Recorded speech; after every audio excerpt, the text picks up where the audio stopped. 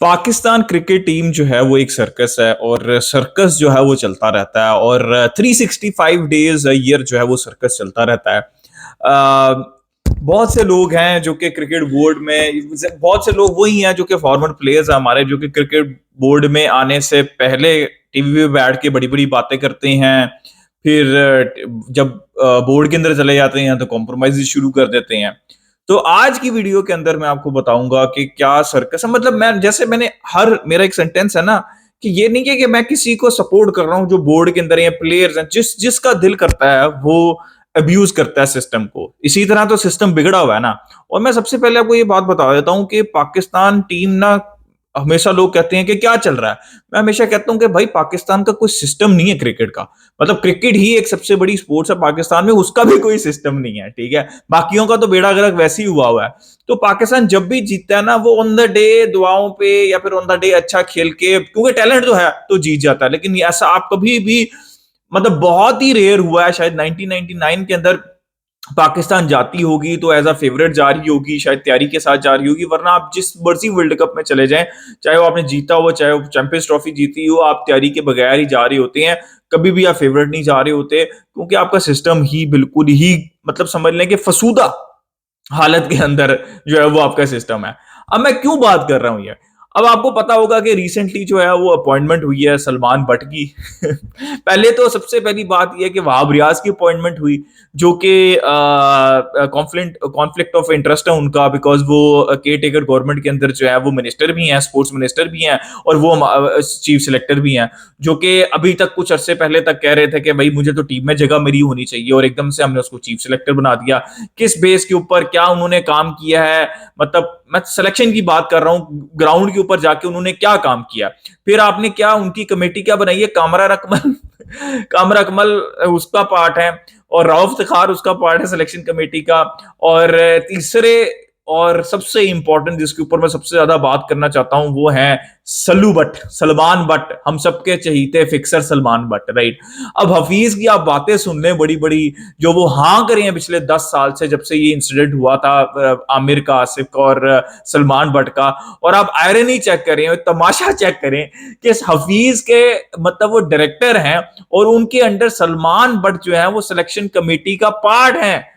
मतलब इनको पूरी दुनिया के अंदर कोई बंदा नहीं मिला, ठीक है, कि जो सिलेक्शन कर सके। अब अच्छा करे बुरा करे, लेकिन आप समझ रहे ना मेरी बात में जो कहने की कोशिश कर रहा हूं, कि आपका एक एक एक वो स्टांस था अगेंस्ट द फिक्सर्स, राइट। और आपके टेन्योर में, मतलब आयरनी आयरनी कि आपके ही टेन्योर के अंदर सलमान बट जो है वो सिलेक्शन कमेटी का पार्ट बन चुके हैं यार। मतलब कैन यू इमेजिन, ठीक है। ये सिर्फ पाकिस्तान में होता है, जहां पे एक बंदे ने क्लियरली मुल्क को बेचा है, सजा काटी है, और उसके बाद भाई मुझे उससे कोई प्रॉब्लम नहीं है, वो जाके किसी भी फील्ड के अंदर कुछ भी करे, बट क्रिकेट से उसका जो जो नाता है वो खत्म हो जाना चाहिए, बिकॉज उसने मुल्क को बेच दिया था।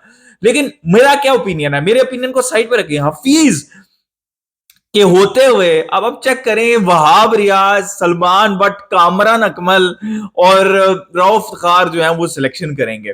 तो कैसे सिस्टम आपका ठीक हो सकता है? बस मुझे ये बात चीज समझाते हैं, ठीक है। मैं वही कह रहा हूं ना, हर कोई सिस्टम को अब्यूज कर रहा है। मतलब अपनी रिटायरमेंट की बात थी वहाब रियाज की तो सब कुछ ठीक था, वर्कलोड मैनेजमेंट की बात थी तो सब कुछ ठीक था।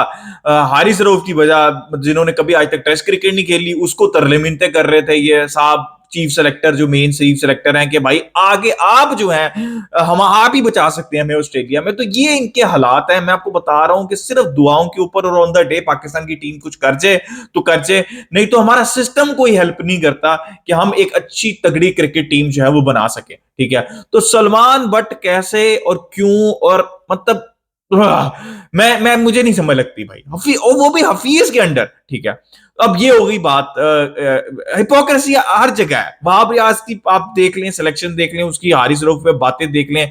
Haris Rauf by the way मैं बिल्कुल भी हक में नहीं हूं, मैं बिल्कुल हमेशा कहा कि जो सेंट्रली कॉन्ट्रैक्ट प्लेयर है, चाहे उसने कोई भी टेस्ट मैच ना खेला हो, ही इज बाउंड, अगर कोई सेलेक्ट करे तो मैं उसको डिफेंड नहीं कर रहा, मैं आपको सिस्टम की खराबी बता रहा हूं कि सिस्टम की खराबी क्या है, ठीक है। अब आ जाते हैं जो चहीते कुछ लोगों के आंखों के तारे, इमाद वसीम, ठीक है, और another fixer Mohammad Amir, right. अब एक अच्छी चीज की है हाफिज ने अभी तक के, उसने इन दोनों को एक्सपोज कर दिया, जो कि मैं बहुत अरसे से, जो through out the world cup जब ये चैनल्स के ऊपर बैठ के बड़ी बड़ी हाँक रहे थे, तब से मैं इनको एक्सपोज कर रहा हूँ। हाफिज ने इनको मतलब बिल्कुल अच्छी तरीके से एक्सपोज करके रख दिया वंस फॉर ऑल। और आई एम रियली श्योर कि भाई अब ये जो 2 नंबर लोग हैं ना, जो इनको सपोर्ट करते हैं, उनको भी, उनकी भी अभी आंखें खुलेंगी कि यार ये यही फारक, राइट, इनको तो कराची ने फारक करा दिया भाई, इमाद वसीम को, मोहम्मद आमिर को कराची ने कहा भाई तुम निकलो यहां से हमें नहीं चाहिए तुम, ठीक है। अब हफीज ने प्रेस कॉन्फ्रेंस के अंदर कहा, सबसे पहले तो इमाद वसीम पे, इमाद वसीम से आपको याद है वर्ल्ड कप के दौरान ये बड़ी बड़ी बातें कर रहे थे और ये कर रहे थे, तो इनसे सवाल पूछा गया भाई 50 ओवर का टूर्नामेंट हो रहा है डोमेस्टिक, आप यहां पे बैठ के क्या कर रहे हैं। वसीम अकरम ने तक ने ये बात की, तो भाई कहते हैं मेरे T10 के कॉन्ट्रैक्ट है, मेरे T20 कमिटमेंट्स। ओ भाई वो तो हो रहा था डोमेस्टिक क्रिकेट खत्म होने के बाद, अब T10 शुरू हुई है। बस बहाने सुन लो इनसे, ठीक है, खेलना कूदना कोई नहीं है, सिर्फ और सिर्फ ये पैसों के पीछे हैं इमाद वसीम और मोहम्मद आमिर, इसीलिए इन्होंने रिटायरमेंट, मोहम्मद आमिर तो बड़ा चलाक है, इमाद वसीम से भी बहुत चलाक है, ठीक है। उसने बहुत अरसे पहले रिटायरमेंट ले ली थी बहाने बुने मार के कि ये कोच ऐसा मुझे करता है, मुझे खेलने नहीं देता, ये वो, ठीक है। लेकिन उसने पहले ही इसको समझ लगी थी कि भाई T10, अब T10 क्रिकेट खेल रहा है, वहां पे भी इंजर्ड हो गया वो, ठीक है। और T20 क्रिकेट और T10 के अंदर पैसा है, ये पाकिस्तान से खेल के टेस्ट क्रिकेट खेल के कितना का पैसा मिल जाएगा, मुल्क के लिए खेल के क्या फायदा है, ठीक है। तो हफीज ने उसको एक्सपोज कर दिया। अब इसको रोना धोना था कि मैं इसके अंदर नहीं खेलूंगा, मैं उसके अंदर नहीं खेलूंगा, मुझ पर प्रेशर डालते हैं, तो हफीज ने उसको कॉल कर दी। हफीज ने कॉल की और उसने कहा कि भाई आप आए डोमेस्टिक क्रिकेट खेलने, मैं आपसे प्रॉमिस करता हूं आपको बिल्कुल बिल्कुल मेरिट के ऊपर सिलेक्शन की जाएगी अगर आप परफॉर्म करेंगे। तो आमिर साहब ने आगे से क्या कहा, नहीं भाई मैं पैसे तो कमा, मैं नहीं पैसा छोड़ सकता, ठीक है। तो जो मैं आपको बताता हूँ, ये सारी ड्रामे थे इसके, मैं आपको हमेशा से बता रहा हूं कि इसके लिए जितना पाकिस्तान क्रिकेट ने किया ना, हमारे फसूदा सिस्टम ने जितना मोहम्मद आमिर के लिए किया ना, आज तक किसी प्लेयर के लिए नहीं किया था, वो भी इतना टेंटेड प्लेयर, ठीक है। और वो आगे से कहता है नहीं भाई मैं तो अब T10 ही खेलूंगा। कैसे खेलते डोमेस्टिक क्रिकेट, अगर रिटायरमेंट वापस लेते तो डोमेस्टिक क्रिकेट, ये भी जो T20 डोमेस्टिक टूर्नामेंट चल रहा है वो खेलना पड़ता, ठीक है। कैसे खेलते T10 छोड़ के। और इमाद वसीम कितने बुरे तरीके से यार बंदा एक्सपोज हुआ है, उसको उसको क्या कहा है सिर्फ पाकिस्तान क्रिकेट बोर्ड ने कि भाई आपका T20 टूर्नामेंट चल रहा है, वर्ल्ड कप आ रहा है आपका, ठीक है, 2024 के अंदर।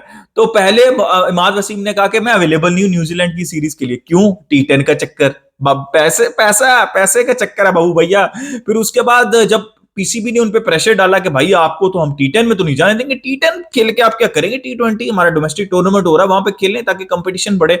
यही तो सिस्टम है, प्लेयर को फोर्स करना कि भाई तू अपना डोमेस्टिक खेल, इंडिया में ऐसे ही होता है।